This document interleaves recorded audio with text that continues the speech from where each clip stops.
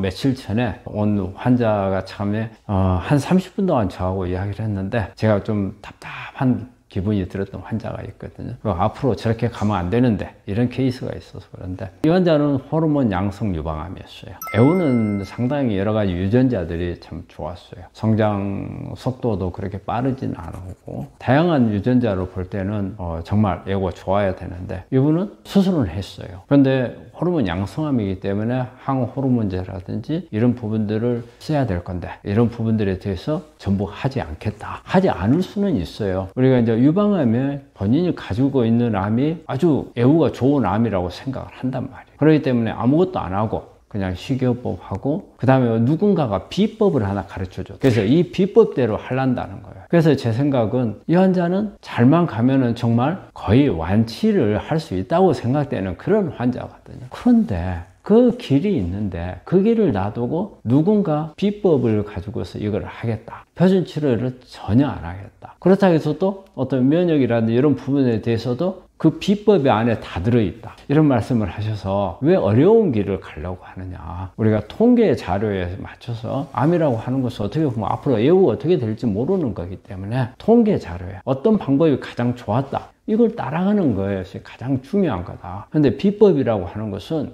이 비법을 가지고 누군가 도움을 받을 수 있는 환자는 있을 수 있다. 하지만 그런 경우는 그 사람한테만 해당이 되는 거다. 그 사람이 그랬기 때문에 나도 똑같이 될 수 있다 생각하시면 안 되고 그 사람이 그렇게 됐던 통계에 대한 부분은 케이스밖에 없다. 통계 자료가 없다. 그래서 이 부분은 뭔가가 좀 잘못된 것 같다. 그런 이야기를 했는데 끝까지 저한테 가면서 원장님, 저는 제 뜻이 있습니다. 제 뜻대로 가랍니다. 그래서 그건 어쩔 수 없죠. 하지만은 내 말을 한번 잘 생각을 해보십시오 하고 그래 보냈던 환자가 있거든요. 근데 아마 이런 생각을 하는 우리 환자분들 상당히 많이 있을 겁니다. 그런데 한 번은 생각해 보셔야 돼요. 뭐냐면 애우가 좋을 수 있는 암인 경우에 그대로 표준치료를 따라하고 거기에 따르는 면역이라는 통합학적인 방법들을 같이 하면 애우가 아주 좋아요. 근데 어떤 통계적으로 어떤 효과가 있는지 없는지에 대한 데이터가 나오지도 않은 걸 붙잡고 했다가 나중에 아주 애우가 좋은 암이 안 좋은 암이 됐을 경우를 한 번은 생각해 보시라. 암이라고 하는 것은 가능성을 보고 하는 겁니다. 이러이런 방법으로 해서 과학적인 근거하에서 좋아지는, 그리고 통계적으로